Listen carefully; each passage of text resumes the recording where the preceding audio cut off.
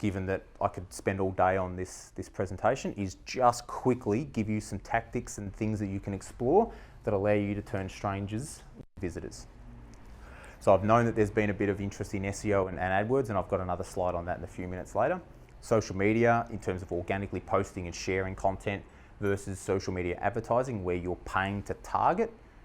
Facebook in particular has enormously powerful targeting capabilities. And if you've got a buyer persona, you've got a ready-made targeting sheet. If you don't, then you will just say, anyone aged from 18 to 65 in Melbourne? Your match is 2 million people. How much would you like to spend? Get as narrow as you can, because that's what helps guide these efforts and gives you a greater return on that spend. Inbound links, so links off other websites to your website. Maybe you want to own that space in writing about completely Australian-made products, then there'll be certain opportunities for you to be a guest writer on some of the websites where those customers hang out and they're finding out information about other products and brands. Website banner advertising still works as long as it's placed on the right websites.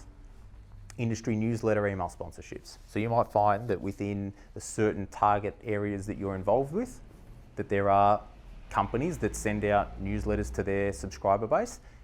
Pay to be in that email newsletter. Branding, often overlooked. If you give someone a good experience at a trade event or somewhere else and they've really connected and enjoyed speaking with you, but they've lost a business card or the flyer or whatever the case is, and they're trying to remember who you were, and then they go, oh, where were they from? Oh, interior design Melbourne, maybe that's it. And you know how hard it is to try and own those top ratings on Google, where if they search for your business name, they're going to find you. So make sure that you've got a brand, and again, much, much easier. Instead of appealing to the entirety of Melbourne, you go, we are owning this space for this buyer persona in this demographic. Referral strategies. So if we're owning this pillar and someone from over here inquires, instead of just turning them away, build up some reciprocal referrals with other people in this room. We own this space and they own this space, so why not refer people back and forth?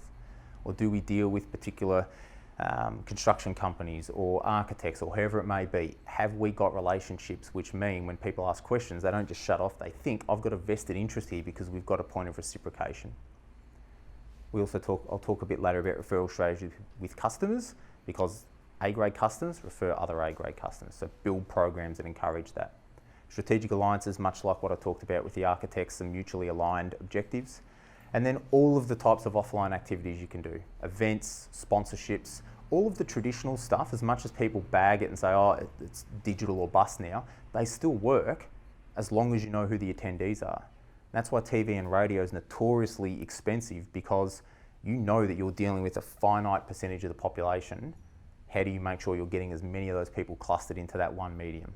And if it's viable, you're going to be able to make a decision really quickly because you know who that target is.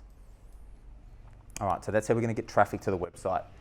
SEO, I could spend a full day working with you to be able to improve your SEO, but here's a really quick list of the sorts of things that you can do or be aware of to improve your search engine rankings.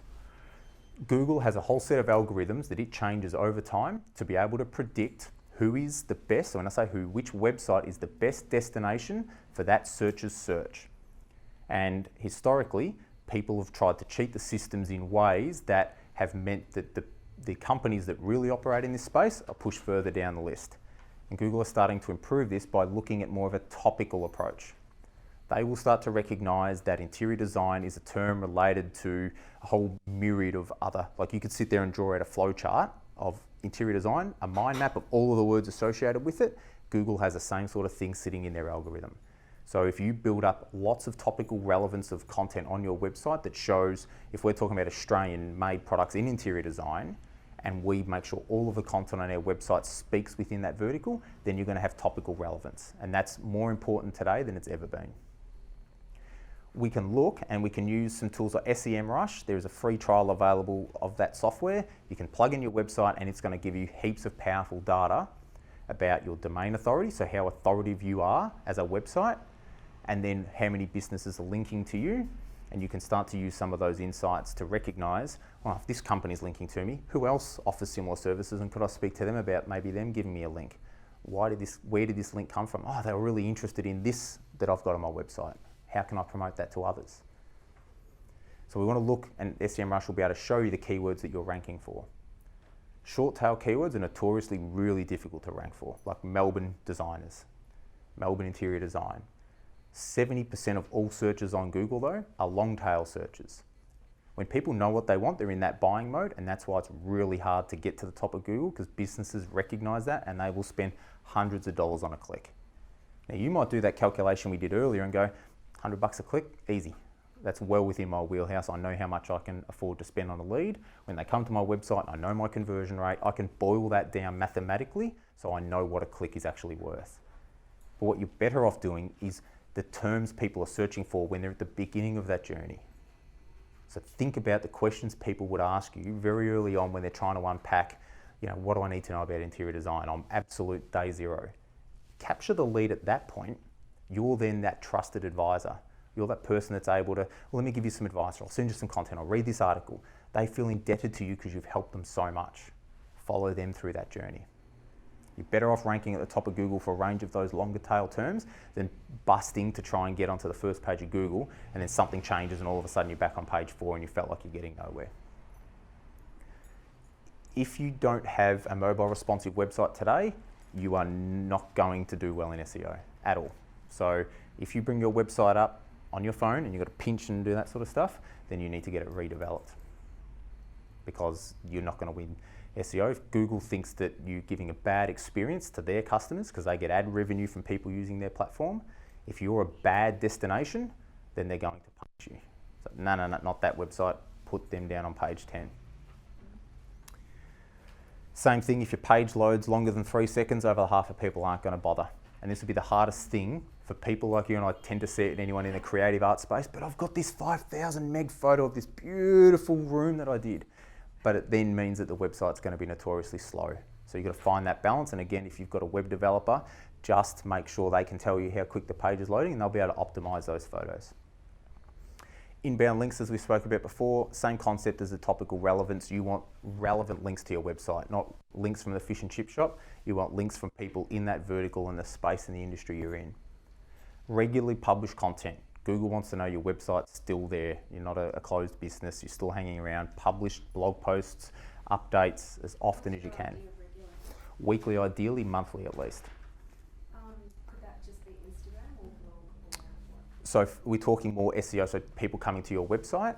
So we want that content to be more regular on our website. If you're posting on Instagram and that's linked to the website, is that included? Google won't necessarily recognise that. It will help you in a more holistic sense, but what you'd want to do is write some content.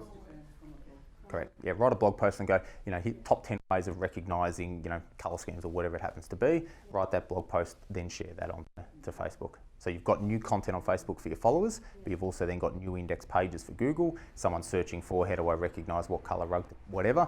Google does its topical relevance check. Yep, this website's about interior design. They've got this content piece on colour. Someone searched for colour, it joins the dots. You're going to then rank better for that. Yeah, so this comes back to that $80,000 marketing spend. Can I hire a guest writer? Yeah. If your website starts with HTTPS, it means it's a secure site, which means you've got an SSL certificate. Google likes security, that helps as well. The user experience. So if someone can get to your website and they can easily find what they want through your navigation and they spend more time on your site, that's a good safe pair of hands. Google likes that. They click to your website, go, oh, I don't know what I'm doing. They click the back button. They've just told Google your website's no good.